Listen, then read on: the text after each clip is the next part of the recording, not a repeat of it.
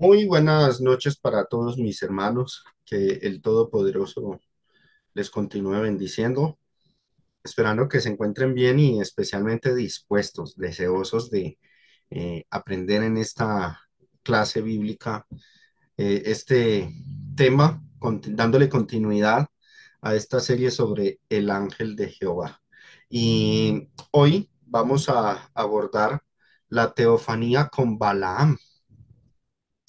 El episodio de Balaam en el libro de los números nos muestra una teofanía.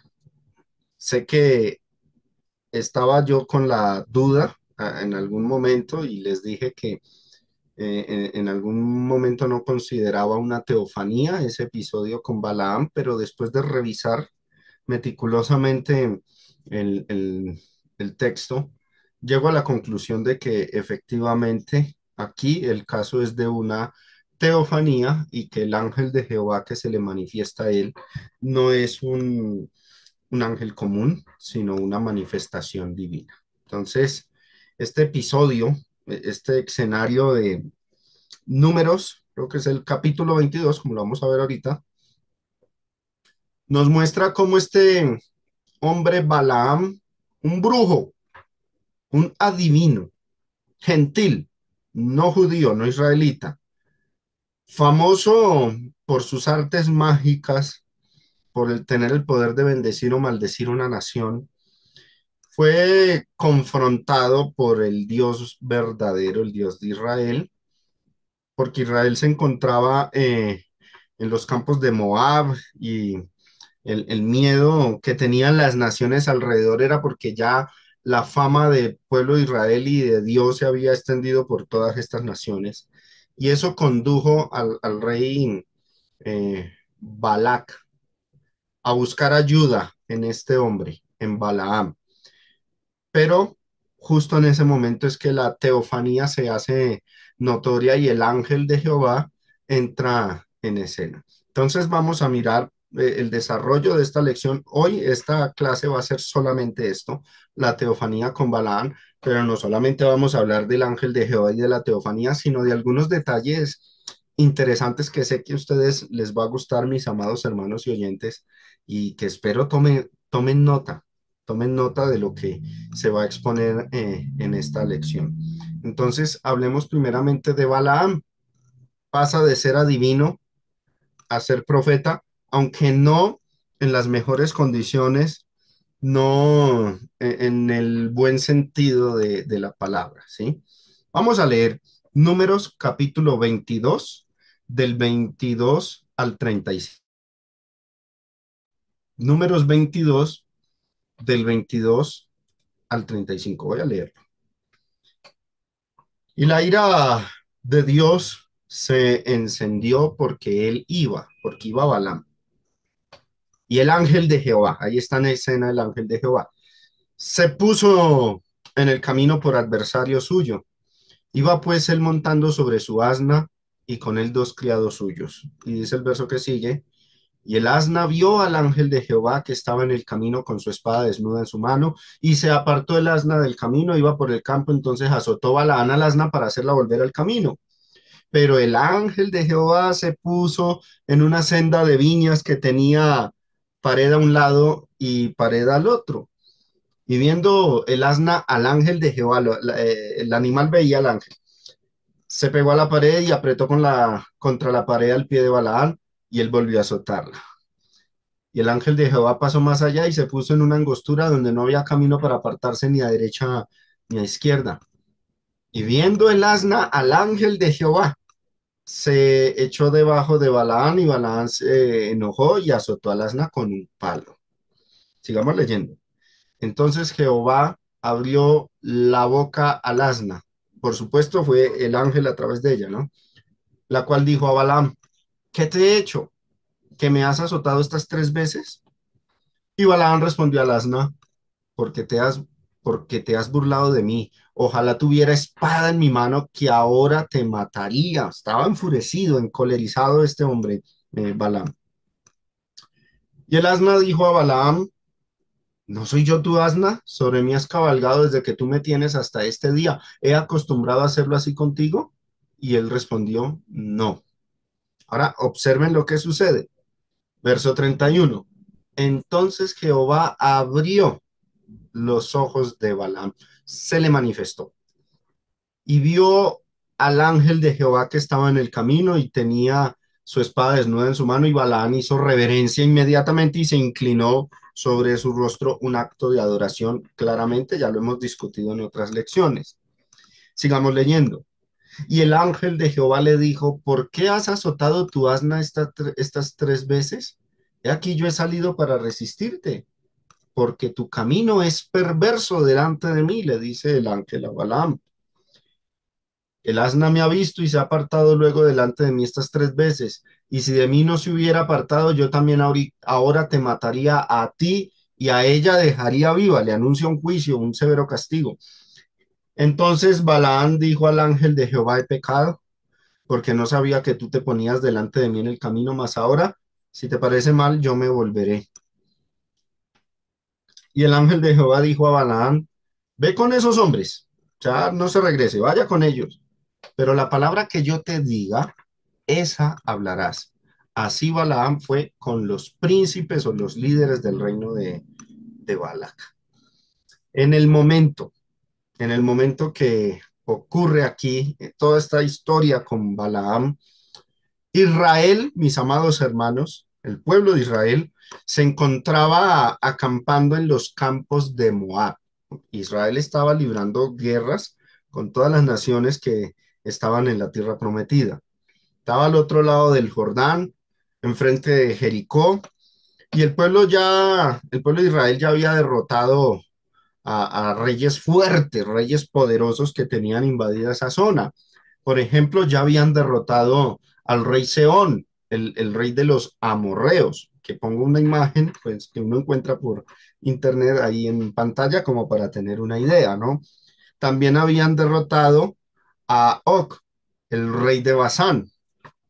Esos relatos están en Números capítulo 21, para que leamos toda esa porción, ¿listo?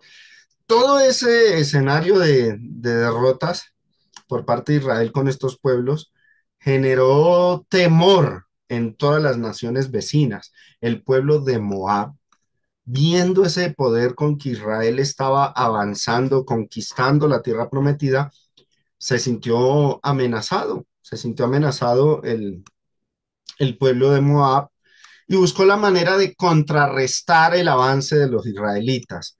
Entonces ahí es donde aparece este rey Balac, el rey de Moab. Aparece él y recurre a este hombre, a Balaam, el adivino y posteriormente profeta. Recurrió a él para pedir ayuda. Balaam era un adivino reconocido en toda esa región de Israel, de Medio Oriente, con este rey va con la esperanza de que Balaam le ayude de alguna manera mediante maldiciones o conjuros que este adivino y brujo hacía, y tenía mucha fama eh, en en toda esa zona, porque este rey quería derrotar a Israel. Preguntémonos y ahondemos un poco más acerca de este personaje Balaam. ¿Quién era? ¿Quién era realmente? Yo les estoy diciendo ahí Balaam, el adivino y profeta, pero vamos a ver la Biblia que nos dice al respecto. Por supuesto, era un reconocido adivino o brujo o chamán, como le quieras llamar, en esa época, en ese momento. ¿De dónde sacamos esa idea? Josué, capítulo 13, versículo 22, que nos narra la muerte de Balaam, y lo que dice, también mataron a espada los hijos de Israel a Balaam el adivino, así lo determina, lo designa, el adivino, el chamán, el brujo, hijo de Beor, entre los demás que mataron.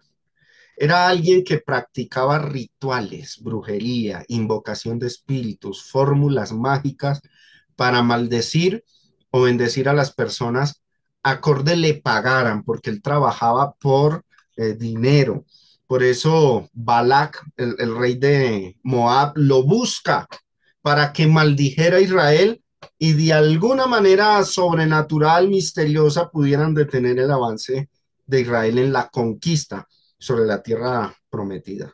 Esto es importante. ¿Y por qué hacían esto? ¿Por qué hacían esto? Bueno, aquí hay que aprender algo de historia y de todo ese marco que rodeaba al pueblo de Israel en ese tiempo, incluso que se extiende hasta los tiempos de Cristo, hasta los tiempos de Cristo.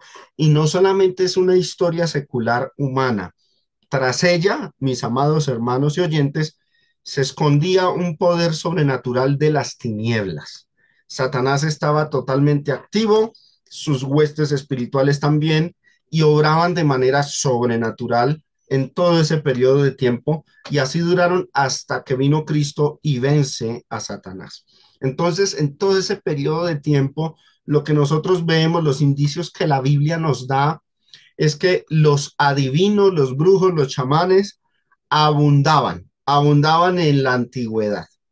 La ley de Moisés, de hecho, en sus estatutos, prohíbe la adivinación, la hechicería, el consultar espíritus. ¿Por qué lo prohíbe? Porque eran acciones reales, no eran mitos, no eran fantasías, no eran supersticiones, eran hechos verídicos reales. En aquel entonces los hombres podían consultar con los espíritus, con los demonios, y los demonios se manifestaban. El papel de estos mediums, de estos hechiceros o adivinos como Balaam, era interpretar sueños, señales. Acuérdense que también en el libro de Daniel se nos dice que cuando Daniel estaba en Babilonia y también los persas incluso tenían sus propios agorreros, los intérpretes de sueños, los magos, los adivinos, los tenían, cada imperio tenía estos personajes, eran muy comunes, muy conocidos en todo ese periodo de la antigüedad. Entonces, el papel de ellos era eso, revelar, explicar sueños, visiones o hacer conjuros para que una nación pudiera vencer otra nación, un reino pudiera conquistar otro reino. Eso era lo que se creía en aquella época y no una creencia muy supersticiosa, sino que había realidad impregnada en esa creencia, porque hasta la misma Biblia nos muestra que detrás de los reinos habían entes espirituales de maldad que regían estos reinos. Podemos leer nomás Daniel capítulo 10, donde el príncipe de Persia se le opone a un ángel que habla con Daniel, y el príncipe de Persia es una entidad, un espíritu que está tras el reino de Persia, y luego dice que iba a venir el príncipe de Grecia, no refiriéndose a un rey, a un ser humano, sino a la entidad que estaba detrás del reino de Persia. La misma Biblia en el libro de Apocalipsis nos dice que de la cuarta bestia, que es el cuarto reino que perseguía a los santos y los vencía, el que le dio el poder, el dominio era Satanás. El dragón le dio su poder y gran autoridad. Detrás de ese cuarto reino estaba, estaba Satanás. Entonces, son detalles, hermanos, que la Biblia arroja y que cuando uno junta todas estas piezas, va comprendiendo mejor la situación no solamente cultural, sino espiritual de aquel periodo de tiempo, en la era patriarcal y también en la dispensación mosaica, porque recuerden, una vez viene Cristo, Cristo venció a las potestades, a los principados, a todos los somete bajo su poder, y pues esto empieza, esta fuerza espiritual satánica, las huestes de las tinieblas, desde entonces empiezan a decaer en esa forma en que ellos operaban en en la época antigua. Entonces, adoraban dioses paganos, adoraban ídolos, pero no porque fuera una total ignorancia. Lo que sucedía realmente era que detrás de cada ídolo había una entidad demoníaca que regía y que podía manifestarse a estos medios, sacerdotes, chamanes, adivinos. La Biblia, por eso, condena, en la ley de Moisés se condena esas prácticas, porque eran reales, tenían realidad. No va a condenar la Biblia a algo que sea ficticio, sino que condena hechos reales. Entonces, la mayoría de los casos, estos adivinos trabajaban bajo idolatría, adorando demonios adorando entes espirituales que los representaban con ese ídolo y decían que era un dios y entonces le ofrecían cierta clase de cultos, algunos cultos muy abominables, como el culto a Moloch, y eran influenciados por esos espíritus. Incluso, me atrevo a decir, eran estos chamanes o adivinos, eran poseídos por esos espíritus demoníacos. Así era la forma en que trabajaban, al modo de un medium. Un medium es supuestamente hoy día una persona a la cual entidades espirituales pueden entrar en ella y entonces las personas contactan a los muertos a través de esas personas. Bueno, Balaán era prácticamente eso. La Biblia da evidencia de que eso era real. Hechos capítulo 16, versículos del 16 al Hechos 16, versículos del 16 al 18. Dice, aconteció que mientras íbamos a la oración, que acá estamos en el Nuevo Testamento, por supuesto, ¿no? Nos salió al encuentro una muchacha, y miren lo que dice, que tenía espíritu de adivinación, estaba poseída por un espíritu de adivinación, que no era una posesión demoníaca de ese grado donde ella perdía el control de sus acciones, como vemos en las películas de cine, sino donde cooperaban ambos. Ella trabajaba con entidades espirituales, tenía un espíritu de adivinación, la cual daba gran ganancia a sus amos, adivinando. ¿Cuál era la actividad de ella? La misma que la de Balaam, adivina. Está, verso 17, siguiendo a Pablo y a nosotros, daba voces diciendo, y mire que lo que adivinaba acertaba, porque había una entidad espiritual detrás de ella. Estos hombres son siervos del Dios Altísimo, quienes os anuncian el camino de salvación, y esto lo hacía por muchos días. Ahora observe, mas desagradando a Pablo, este se volvió y dijo al espíritu, a la entidad con la que ella trabajaba, te mando en el nombre de Jesucristo que salgas de ella. Y salió en aquella misma hora. Interesante, ¿no? Impresionante a la vez. Balaam. Balaam era más o menos esto que estamos leyendo aquí también en Hechos capítulo 16. Balaam no era israelita, no era judío, era un brujo gentil, un hechicero con esos dotes de adivinación similares a los de esta mujer, que estaban relacionados con los demonios. Eh, y vuelvo y reitero, soy enfático en esto. En esa época los demonios merodeaban el mundo y se hacían pasar por dioses. Por eso las naciones los adoraban como dioses y les hacían ídolos en representación de estas entidades. Y había para cada ídolo, para cada sistema de culto pagano, había sacerdotes, había sacerdotisas y los adivinos también estaban y eran los encargados de contactar con esas entidades. Yo les enseñaba a ustedes cuando les hablaba acerca de la epístola de los Corintios, todo el culto pagano en Corinto y que había sacerdotisas de Afrodita porque se encargaban de contactar, eran también mediums que contactaban esas entidades demoníacas y además llevaban a cabo actos rituales como la fornicación ritual. Entonces, cuando un hombre, una mujer de ese entonces, iba a adorar a Afrodita, en vez de hacer lo que en el culto judío se hacía, circuncidarse para decir que era una persona ya dedicada a Dios, o como se hace en el cristianismo, bautizarnos para declarar que estamos dedicados a Dios, que hemos sido apartados para con Dios.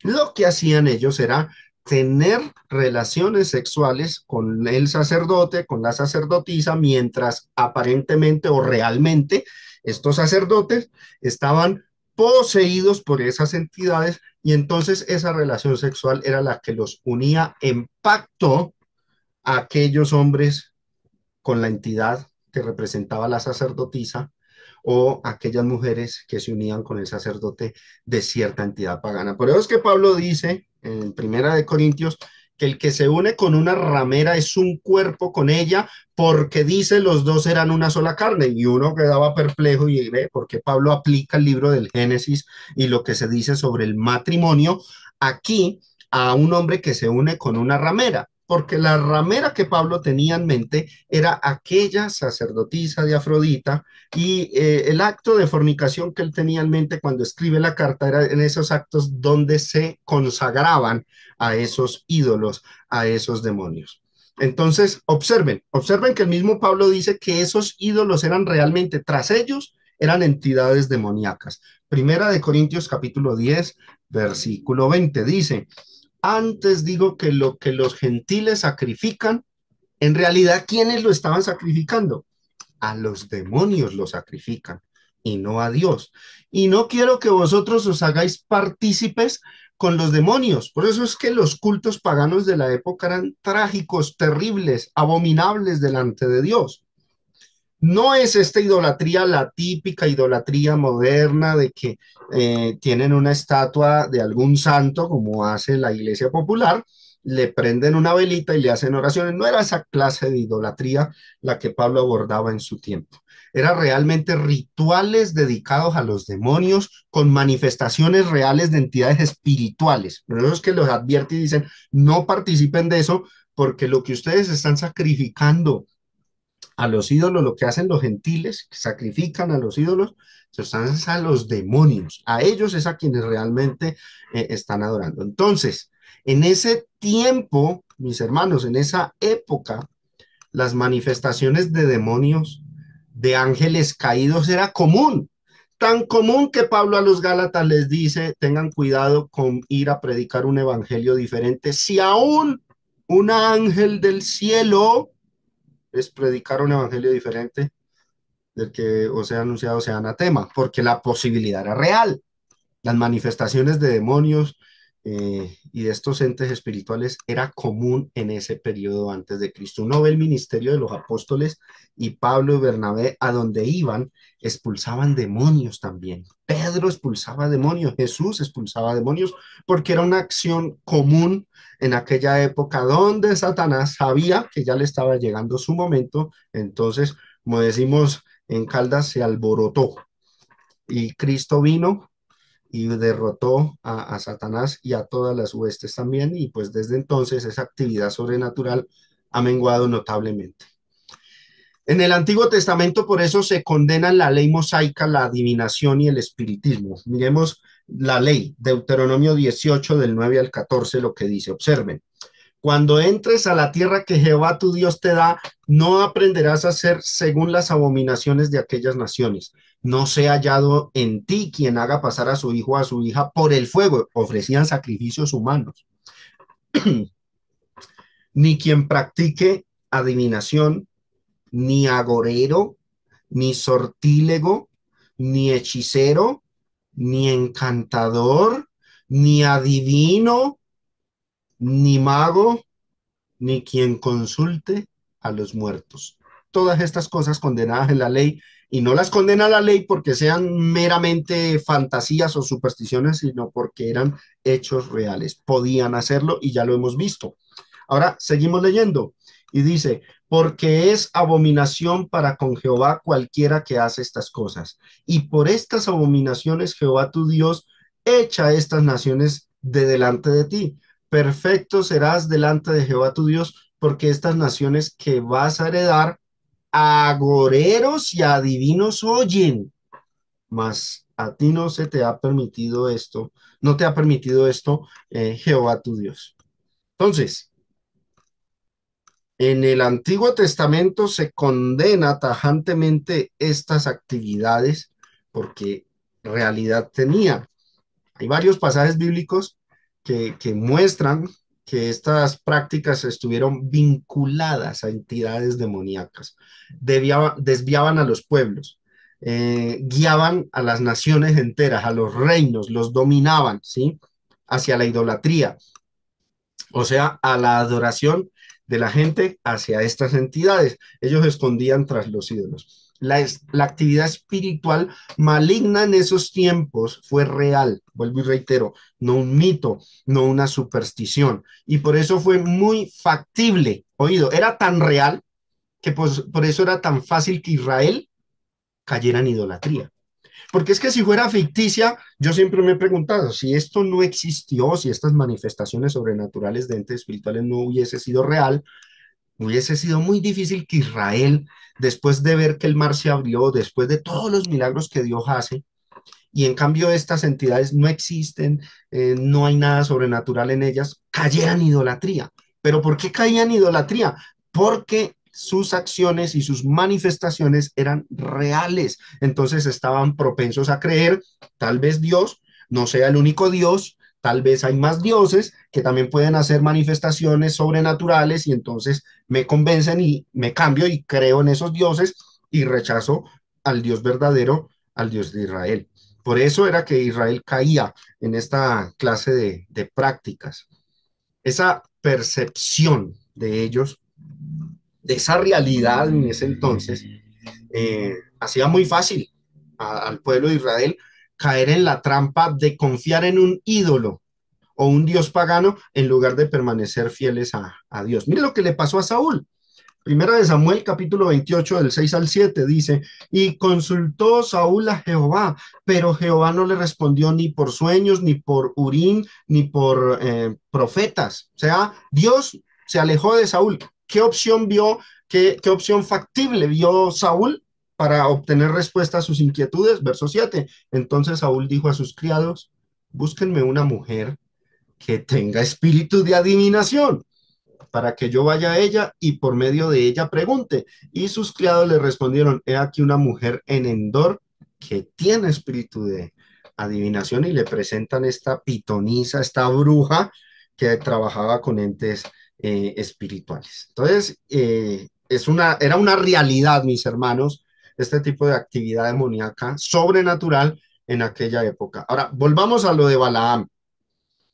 Él sabía, él sabía cuando este rey Balac le pide ese favor de maldecir a la nación de Israel, Balaam sabía que la divinidad que protegía a Israel se llamaba Jehová. Seguramente al principio Balaam pensaba que Jehová era un espíritu más, una deidad más de las tantas que en su vida como adivino él solía invocar o consultar para hacer favores. Pero el relato luego nos muestra que Balaam comprendió que Dios no era uno entre más dioses, sino el Dios verdadero que no se deja manipular por rituales ni por intereses humanos. Miremos lo que dice en Números 22 del versículo 5 al versículo 13. Voy a leerlo.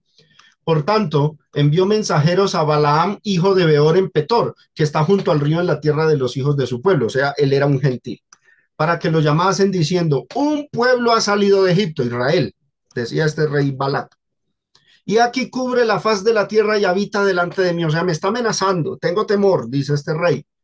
Ven pues ahora, te ruego, maldíceme este pueblo, porque es más fuerte que yo. Quizá yo pueda herirlo y echarlo de la tierra. Ahora, miren la fama que tenía Balaán. Miren lo que se decía de él, la fama que se difundía de este hombre por todo ese territorio. Pues yo sé que el que tú bendigas será bendito y el que tú maldigas será maldito. Impresionante el poder que tenía o las entidades demoníacas con las que trabajaba este adivino.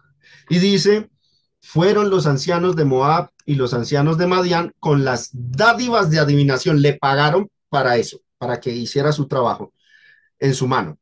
Y llegaron a Balaán y le dijeron las palabras de Balac. Él les dijo, reposad aquí esta noche y yo os daré respuesta según Jehová me hablare. Así los príncipes de Moab se quedaron con Balán. O sea, Balán sabía la divinidad, la deidad que está detrás de la nación de Israel se llama Jehová. Entonces voy a consultarlo a ver qué sucede. Y dice, no tuvo Balaam que invocarlo, sino que Dios mismo anticipadamente vino a Balaam y le dijo, ¿qué varones son estos que están contigo? ¿Se imaginan ese escenario donde Balaam empieza a actuar con Dios? Y Balaam respondió a Dios, Balac, hijo de Zippor, rey de Moab, ha enviado a decirme, he aquí este pueblo que ha salido de Egipto cubre la faz de la tierra, ven pues ahora y maldícemelo, quizá podré pelear contra él y echarlo. Entonces Dios le dijo a Balaam, no vayas con ellos, ni maldigas al pueblo porque bendito es. O sea, yo lo estoy protegiendo. Así Balaam se levantó por la mañana y dijo a los príncipes de Balac, a los gobernantes del rey Balac, volveos a vuestra tierra porque Jehová no me quiere dejar ir con vosotros. Oído esto que voy a decir. Balaam, Balaam, un adivino, un agorero, empieza a interactuar con Dios. No porque tuviera dotes especiales para que Dios le hiciera caso, o porque Dios actuara como estas entidades demoníacas, sino porque Dios es soberano y Él se le manifiesta a quien quiere, sin importar si el personaje es o no es muy santo. Esto derrumba una idea que tienen muchos, de que Dios solamente se le aparece a personas muy buenas y santas. Bueno, aquí se le apareció a un brujo. A partir del momento, oído, a partir del momento en que Balaam interactúa con Dios, por ese mero acto de interacción, donde pudo hablar directamente con Dios, ya no se le trata como adivino, como hechicero, porque no está interactuando con demonios, está interactuando es con Dios. Entonces, toda persona que interactúa directamente con Dios se le considera profeta, sea buena o mala persona, sea santo o esté descarriado como este hombre, se le considera profeta, porque profeta es alguien que interactúa directamente con Dios, indiferentemente de si es buena o mala persona. El apóstol Pedro lo reconoce como profeta. Segunda de Pedro capítulo 2 del 15 al 16 dice, han dejado el camino recto. Un hombre malo era Balaam. Se han extraviado siguiendo el camino de Balaam, hijo de Beor, el cual amó el premio de la maldad. Y observen, y fue reprendido por su iniquidad, pues una muda bestia de carga, hablando con voz de hombre, refrenó la locura del profeta.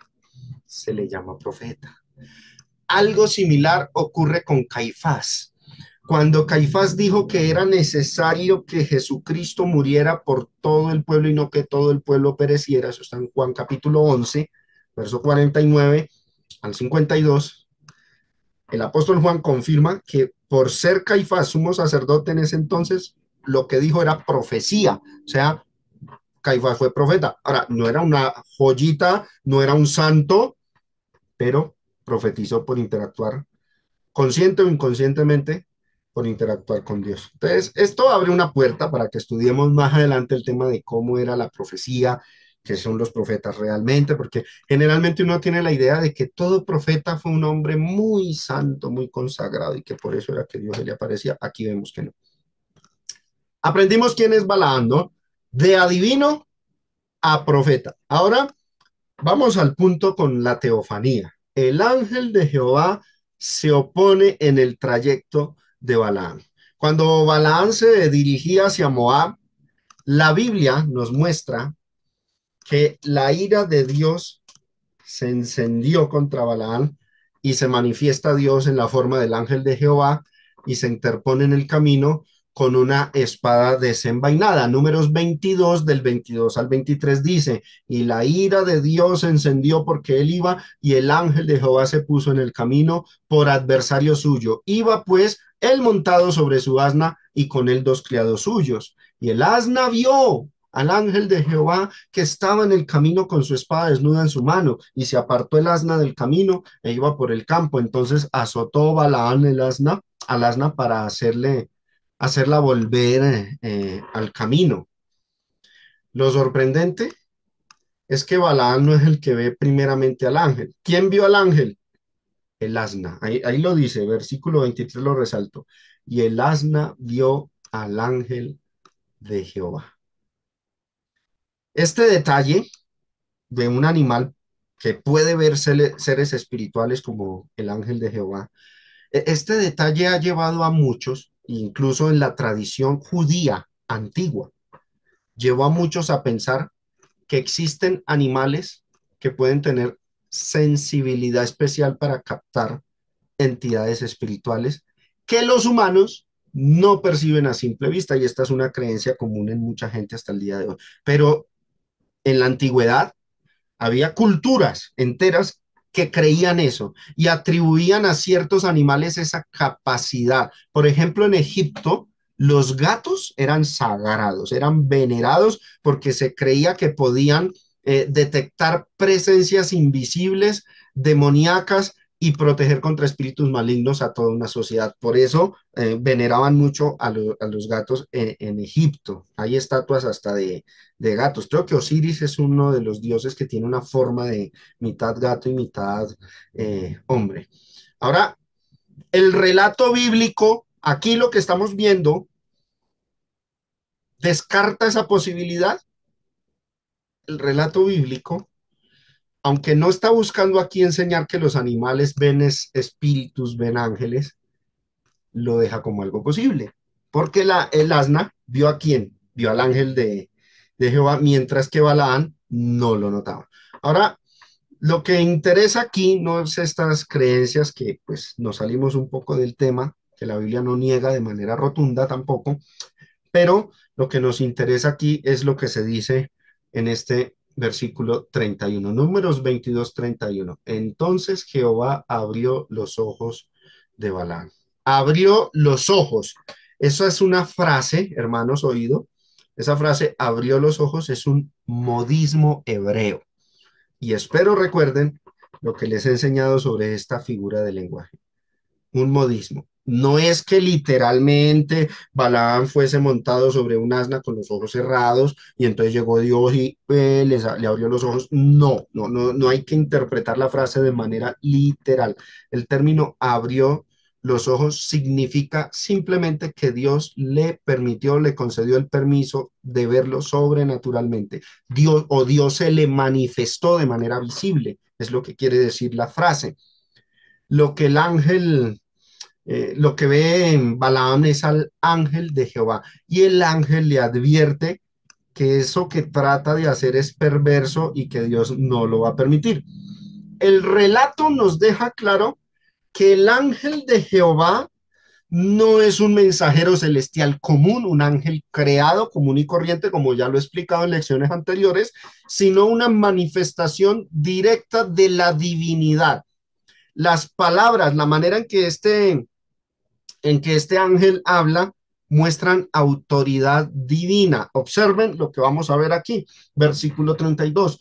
Y el ángel de Jehová le dijo, ¿por qué has azotado tu asna estas 3 veces? He aquí yo he salido para resistirte. ¿Por qué razón? Le dice el ángel, porque tu camino es perverso delante de mí.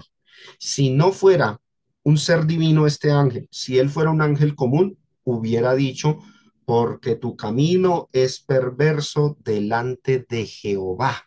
Hablaría de Dios en segunda persona, pero él utiliza la primera persona singular, porque tu camino es perverso delante de mí. O sea, ¿qué es lo que le está diciendo Balaam? Tú estás pecando contra mí, el ángel de Jehová. Interesante, esa autoridad divina, porque ningún ángel se puede atribuir el derecho de decir que los pecados los cometen contra él, ni un apóstol tampoco, sino es Dios. Dios es el que se está manifestando aquí en la forma de ángel. Ahora, más adelante también, verso que sigue, 33 dice, el asna me ha visto y se ha apartado luego delante de mí estas 3 veces. Y si de mí no se hubiera apartado, yo también ahora te mataría a ti y a ella dejaría viva. Y en el verso 34, entonces Balaán dijo al ángel de Jehová, he pecado, confiesa, porque no sabía que tú te ponías delante de mí en el camino, mas ahora si te parece mal, yo me volveré. Observen el verso 35. Prestemos atención a este. Y el ángel de Jehová dijo a Balaam, ve con esos hombres, lo dejo ir, pero no va a hacer caso a lo que ellos digan. O sea, usted no va a maldecir al pueblo. La palabra que yo, nuevamente primera persona singular, la palabra que yo te diga, esa hablarás. Así, Balaam fue con los príncipes de Balac. Este ángel se coloca en la posición de Dios. La palabra que yo te diga, esa hablarás, nada más y nada menos. La palabra que yo te diga. Ningún ángel creado, mis hermanos, habló de esa manera. Ese uso de la primera persona singular con autoridad divina nos confirma a nosotros que estamos ante una teofanía, una aparición de Dios en forma visible. Ahora, ¿cómo sabemos que es así? ¿Hay alguna confirmación? Claro que sí. Saltémonos unos versículos más adelante, unos poquitos. Estamos en el verso 35. Miren lo que dijo Balaam a Balac, verso 38. Balaam respondió a Balac, he aquí yo he venido a ti, mas ¿podré ahora hablar alguna cosa? La palabra, mire lo que dice, que Dios pusiera en mi boca, esa hablaré. Vamos despacio. Y noten que este texto nos muestra que ese ángel es Dios mismo. Vamos despacio. ¿Quién fue el que le habló a Balaam? Verso 35, resaltémoslo aquí. El ángel de Jehová dijo a Balaam. ¿Quién es el que interactúa con Balaam? El ángel de Jehová. ¿Qué le dijo? Ve con esos hombres y le hace esta advertencia. Pero, observen, lo resalto, la palabra que yo te diga, esa hablarás. Balaam va con los príncipes de Balac, se presenta ante el rey Balac y le responde lo siguiente. Yo he venido a ti, pero ¿será que puedo decir alguna cosa contra Israel? No, no puedo. ¿Por qué no puedo? Porque se me apareció el ángel de Jehová. Y observen, la palabra que Dios pusiera en mi boca, esa hablaré. Para Balaam, el ángel de Jehová era Dios mismo que se le había manifestado. Para el adivino, el ángel de Jehová era Dios. Él mismo lo estaba reconociendo aquí. La palabra que yo te diga, dice el ángel. Pero Balaam dice, la palabra que Dios me diga. Esto nos demuestra, hermanos, de una manera directa, que este ángel no es un ángel subordinado, sino la presencia misma de Dios que se reveló para mostrar su autoridad ante este hombre agorero que quería maldecir a Israel, ¿sí? Para culminar, pasan siglos, muchos siglos, llegamos a los días del profeta Isaías. Hasta aquí, hasta donde vamos, ya hemos, hermanos, estudiado el ángel de Jehová desde el Génesis hasta el Éxodo, el Pentateuco. Ya estamos culminando el Pentateuco y estamos detectando las manifestaciones teofánicas de este ser, el ángel de Jehová. Pero pasan los siglos y vamos al tiempo de Isaías, unos 100 años antes del cautiverio babilónico. Y hermanos, Isaías recuerda, cita todo el rescate de Dios que hizo con Israel cuando lo sacó de Egipto, toda esa historia del Éxodo, todo este tiempo, este periodo de tiempo del que hemos estado estudiando. Y Isaías hace una declaración impresionante. Isaías reconoció la divinidad del ángel de Jehová en uno de sus textos. Hasta aquí, como les digo, hemos abordado todo lo que es Génesis, Éxodo y el Pentateuco en cuanto al ángel de Jehová.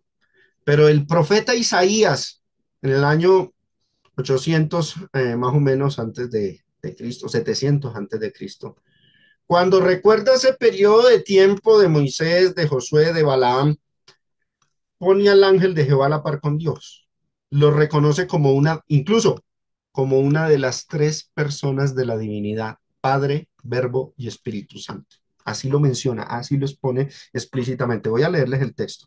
Isaías 63, del 8 al 14. Voy a ir leyendo y yo sé que ustedes van a ir detectando. Todavía no entro en materia de interpretación, pero yo sé que ustedes lo van a detectar. Versículo 8. Porque dijo, está hablando Dios, ciertamente mi pueblo son hijos que no mienten, y fue su salvador. En toda su angustia de ellos, él fue angustiado, y el ángel de su faz los salvó. En su amor y en su clemencia los redimió y los trajo y los levantó todos los días de la antigüedad. Mas ellos fueron rebeldes e hicieron enojar ¿a quién? a su Santo Espíritu, por lo cual se les volvió enemigo y él mismo peleó contra ellos. Pero se acordó de los días antiguos de Moisés, va la época, refiere eso, de su pueblo diciendo, ¿dónde está el que les hizo subir del mar con el pastor de su rebaño? Donde el que puso en medio de él su Santo Espíritu, la tercera persona de la divinidad, el que los guió por la diestra de Moisés con el brazo de su gloria, ¿se acuerdan que fue el ángel de Jehová en una columna de fuego? El que dividió las aguas delante de ellos, haciéndose así nombre perpetuo, el que los condujo por los abismos como un caballo por el desierto sin que tropezaran. El Espíritu de Jehová los pastoreó como una bestia que desciende al valle, así pastoreaste a tu pueblo para hacerte nombre glorioso. Vamos a mirar unos detalles aquí. Primer detalle, Isaías menciona las tres personas de la divinidad aquí. La primera, voy a resaltar esta frase, versículo 8, porque dijo, ciertamente, y miren lo que resalto, mi pueblo son hijos que no mienten y fue su salvador. Cuando Dios se refiere a Israel como mi pueblo y los menciona como hijos, obviamente está aludiendo a la persona del Padre, porque ellos son los hijos y Dios es su Padre. Es a esa persona a la que se refieren estas líneas. Mi pueblo, el que dice mi pueblo son mis hijos, la persona que los llama hijos, por supuesto, es el Padre. Es la lógica, ¿no? Que no mienten y fue su salvador. Luego, versículo 9, en toda angustia de ellos él fue angustiado y hay otra persona y el ángel de su faz lo salvó. ¿Quién es este ángel de su faz? El ángel de Jehová. Es una persona divina. ¿Saben por qué? Porque dice, los salvó. ¿Qué ángel o qué ser humano puede salvar? Pero este ángel tiene el poder de salvar y de hecho los salvó. En su amor y en su clemencia los redimió, los trajo y los levantó todos los días de la antigüedad. Mas ellos fueron rebeldes e hicieron enojar a quién? La tercera persona de la divinidad, su Santo Espíritu. Ahí está el versículo 10. Es más, en el versículo 14 dice, el Espíritu de Jehová los pastoreó. Claro que sí. Cuando el Salmo 23 dice, Jehová es mi pastor, es posible que también involucre al Espíritu Santo, porque el Espíritu Santo, según el verso 14, también pastorea, también es un pastor. Le aplica el nombre divino Jehová a él. Pero bueno, no estamos hablando del Espíritu Santo. Ahora miremos la pantalla y quiero enfatizar el punto de la teofanía, el ángel de Jehová. Miremos ese versículo 9 más de cerca. Dice, en toda su angustia de ellos, él fue angustiado y el ángel de su faz lo salvó. Vamos a prestar atención a esa palabrita. ¿Qué significa eso de el ángel de su faz? Bueno, miremos esa palabra, faz. Es una palabra hebrea, es un término hebreo. Faz en hebreo es panem. Ese es el término. O sea, literalmente, realmente en el hebreo, la frase ángel de su faz es esta. Malak panao o panem, ¿sí? Esa es la raíz.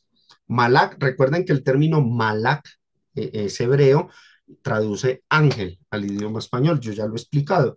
Malak paneo, o sea, panem, faz. ¿Qué significa esa palabra faz? Porque dice el ángel de su faz. ¿Qué significa la palabra faz? Bueno, vamos a mirar este léxico, el diccionario Vine, diccionario expositivo de palabras hebreas y arameas, y noten que ahí abajo en la referencia pongo el número de la palabra hebrea para los que gusten confirmar esto o busquen en otros léxicos que tengan esta nomenclatura, busquen el término y se den cuenta lo que significa el término faz. Panem traduce rostro, faz, cara. ¿Qué quiere decir ya la frase? ¿Qué es el ángel de Jehová? Es aquel mensajero que tiene el rostro, la cara o la faz de Dios.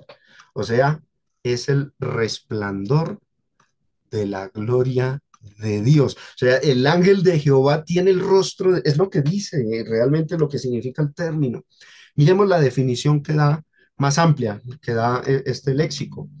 Dice, en su acepción más básica, la connotación de la palabra, la más elemental, el nombre se refiere a la cara de algo.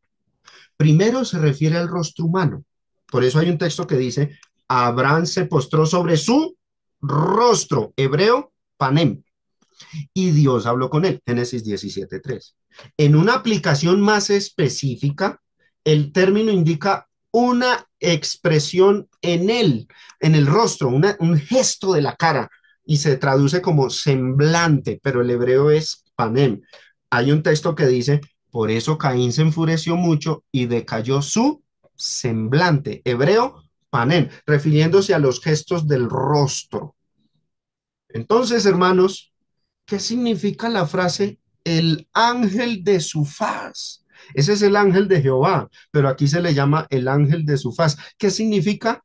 Literalmente se puede traducir el mensajero de su rostro o el mensajero que revela el rostro de Dios. Impresionante, ¿sí? Ahora, con esto, ya para culminar, yo concluyo que este ser, el ángel de Jehová, es el verbo, Jesucristo. Ya vimos el texto de Isaías. Primero se menciona al Padre o se alude al Padre. Mi pueblo son hijos. Ahí se refiere al Padre. Luego más adelante se refirió al Espíritu Santo. Entonces, ¿quién será?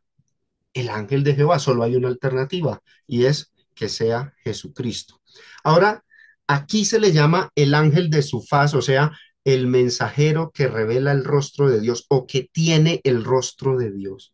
Qué curioso que en el Nuevo Testamento de Jesucristo se dice exactamente lo mismo.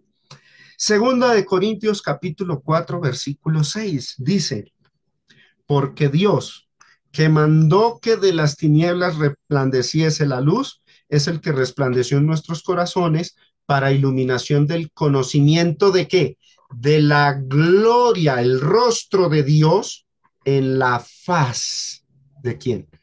De Jesucristo. Jesús es el que tiene el rostro de Dios según el apóstol Pablo en 2 Corintios 4:6. Pero hay más textos. Colosenses 1:15, Él es la imagen del Dios invisible, o sea, Él es el mensajero de Dios que lleva el rostro de Dios, la imagen del Dios invisible. O como se dice aquí, el Malak Panen, el ángel de su faz, el mensajero que revela su rostro. Él es el mismo ángel de Jehová. Hebreos 1:3, el cual, hablando de Jesucristo, siendo el resplandor de su gloria, la imagen misma de su sustancia. Son términos sinónimos de Malak Panem, o sea, de el mensajero que revela el rostro de Dios. Y Apocalipsis capítulo 21, verso 23, la ciudad no tiene necesidad de sol ni de luna que brillen en ella, porque la gloria o la luz de Dios la ilumina y adivinen de dónde emana esa luz. El cordero es la lámpara, el cordero es la lumbrera. Si el cordero es lámpara y brilla luz, la luz que brilla es la de Dios, o sea, él es el rostro de Dios, igual que el ángel de Jehová, el ángel de su faz que lo salvó. Hasta aquí, mis hermanos, esta lección sobre el ángel de Jehová.